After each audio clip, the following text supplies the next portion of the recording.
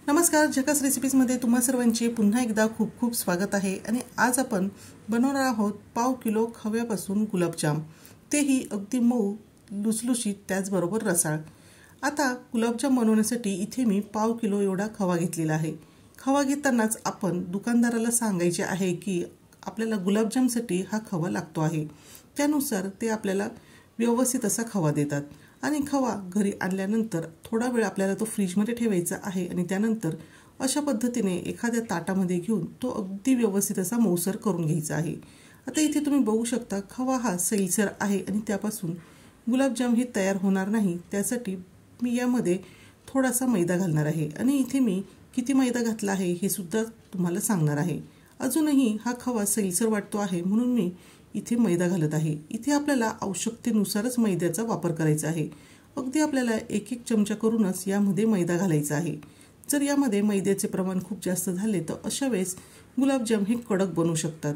आता इथे तुम्ही बघू शकता छान असा हा खवा मळला गेलेला आहे आणि तोपर्यंत मला इथे अर्धा कप एवढा मैदा लागलेला आहे, म्हणजेच मेजरमेंटचा जो अर्धा कप आहे तर तेवढ्यावरून मला हा मैदा लागलेला आहे। आता मी याचा गोल गोळा करून बघितलेला आहे आणि दाबून पाहिले असता या गोळ्याला कुठेही चिरा जात नाही, म्हणजे समजावे की आपला हा जो खवा आहे तो गुलाबजामसाठी अगदी परफेक्ट आहे। आता हा जो खवा आहे तर तो अजून सैलसर होऊ नये यासाठी मी तो अगदी 15 ते 20 मिनिटांसाठी फ्रीजमध्ये ठेवणार आहे। तोपर्यंत गुलाबजामसाठीचा पाक इथे तयार करून घेऊयात। तर 1.5 कप इथे साखर घेतलेली आहे आणि वजनी प्रमाणानुसार 300 ग्रॅम इथे मी साखर घेतलेली आहे।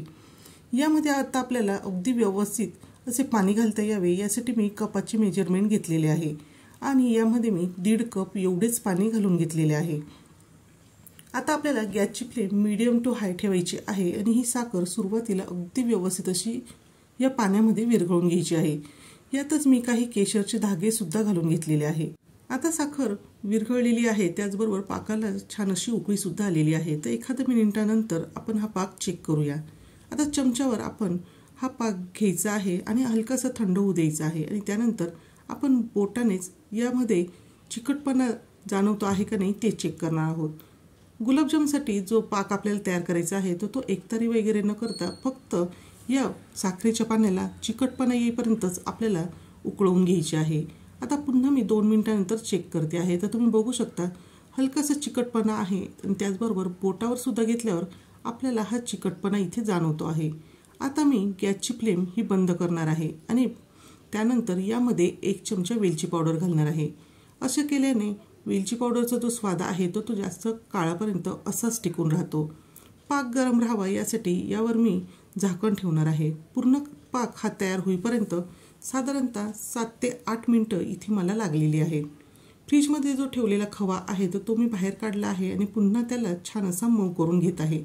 आणि इथे मी तुम्हाला दाखवते आहे की अशा पद्धतीने दाबून बघितली असता अजिबात त्याला तडे जात नाही, म्हणजे गुलाबजामसाठी हा खवा अगदीच योग्य आहे। आता आपले हे जे सर्व गुलाबजाम आहेत ते अगदी एकसारख्या आकारात तयार व्हावे यासाठी इथे मी असा स्पून घेतलेला आहे आणि त्याच्या साहाय्याने मी छोटे छोटे गोळे हे तयार करणार आहे। जर खव्याला थोडा जरी तडा जात असेल तर अशा वेळेस एखादा मिनिटभर खवा आपल्याला परत मळून घ्यायचा आहे। इथे खवा मी फ्रीजमध्ये ठेवलेला होता, त्यामुळे मैद्याचा कमीत कमी वापर मी इथे केलेला आहे। ही खूपच महत्त्वाची टीप आहे, कारण की आपण जर मैद्याचा जास्त वापर केला तर गुलाबजामच्या चवीमध्ये सुद्धा फरक पडतो, त्याचबरोबर गुलाबजाम हे सॉफ्ट न होता कडक होतात। गुलाबजाम तयार करताना व्यवस्थित अशी गोल गरगरीत करायची आहे की त्याला कोणत्याही बाजूने अजिबात तडा हा जायला नको। अशा पद्धतीने अगदी प्लेन असे हे आपल्याला गुलाबजाम तयार करायचे आहे। आता हे गुलाबजाम तुम्ही गोलाकारातही करू शकता किंवा असे अंडाकृती आकारात सुद्धा तुम्ही हे गुलाबजाम तयार करून घेऊ शकतात। आता खूप महत्त्वाचे म्हणजे बऱ्याचदा गुलाबजाम हे तेलामध्ये विरघळतात, तर अशा वेळेस आपल्याला सुरुवातीला एक गुलाबजाम तळून बघायचा आहे। म्हणून इथे मी कढईमध्ये थोडेसेच तेल घेतलेले आहे आणि हलकेसे तेल गरम झाल्यानंतर आपल्याला एक गुलाबजाम यामध्ये सोडून द्यायचा आहे आणि गॅसची फ्लेम मीडियम टू लो ठेवायची आहे आणि हा गुलाबजाम तळून घ्यायचा आहे। आता हा गुलाबजाम जर विरघळला तर तेलाचे नुकसान व्हायला नको, म्हणून मी सुरुवातीला इथे थोडेच तेल घेतलेले आहे। आणि तुम्ही इथे बघू शकता गुलाबजाम हा अजिबात तेलामध्ये विरघळलेला नाही, तर अगदी परफेक्ट असा हा गुलाबजाम तयार झालेला आहे। तर याच पद्धतीने मी बाकीचे सुद्धा गुलाबजाम हे तयार करून घेते। आता मी तेल अजून या कढईमध्ये घालून घेतलेले आहे। तर आपल्याला तेल खूप कडकडीत गरम करायचे नाही, तर पिठाचा गोळा तेलामध्ये घातल्यावर तो अगदी काही वेळानंतर वरती आला पाहिजे आणि हलकेसे त्याला बुडबुडे आले पाहिजे, एवढेच आपल्याला हे तेल गरम करायचे आहे। खूप जास्त प्रमाणात जर तेल गरम केले तर वरच्या बाजूने गुलाबजाम तळले जातील, पण आतून ते पिठाळ राहतील, म्हणजेच कच्चे राहणार आहे। म्हणून आपल्याला ही काळजी नक्कीच घ्यायची आहे। गुलाबजाम तेलात सोडल्यानंतर आपण त्याला एखादा मिनिटभर अजिबात हलवायचे नाही आणि त्यानंतर हलकेसे आपण चमच्याच्या साहाय्याने हे गुलाबजाम सोडवून घ्यायचे आहे। इथे मी स्टीलच्या कढईचा वापर केलेला आहे, म्हणून तुम्ही बघू शकतात हे गुलाबजाम तळाला थोडेसे चिकटलेले आहे। आता व्हिडिओत दाखवल्याप्रमाणे आपण चमच्याच्या साहाय्याने फक्त तेल हे फिरवून घ्यायचे आहे, म्हणजे हे गुलाबजाम आपोआप फिरणार आहे। जर आपण गुलाबजामला चमचा वगैरे लावला तर गुलाबजाम हे खूप जास्त प्रमाणात नरम असतात, तर मग अशा वेळेस हे गुलाबजाम फुटू शकतात। एकसारखे तेल हलवले गेल्यामुळे इथे गुलाबजाम अगदी सर्व बाजूने एकसारखे तळले गेलेले आहेत आणि तुम्ही इथे बघू शकतात गुलाबजामला रंग खूप सुरेख आलेला आहे। इथे मला डार्क रंगावर गुलाबजाम आवडतं, म्हणून मी अशा रंगात हे गुलाबजाम तळलेले आहे, पण तुम्हाला आवडत असेल तर तुम्ही हलक्या सोनेरी रंगावर सुद्धा हे गुलाबजाम तळून घेऊ शकता। गुलाबजामचा पाक गरम असतानाच यामध्ये तळून घेतलेले गुलाबजाम आपल्याला लगेच घालायचे आहे आणि अशा पद्धतीने हलवायचे आहे। त्यानंतर आपल्याला झाकण ठेवून हे गुलाबजाम साधारणतः 4 ते 5 तास मुरू द्यायचे आहे। अगदी तुम्ही रात्रभरासाठी सुद्धा हे गुलाबजाम मुरून घेतले तरी सुद्धा चालणार आहेत। गुलाबजामचा पाक जर थंड झाला तर अशा वेळेस तुम्हाला हा पाक गरम करून घ्यायचा आहे, जेणेकरून सर्व गुलाबजाम व्यवस्थित असे ह्या पाकामध्ये मुरले जातील।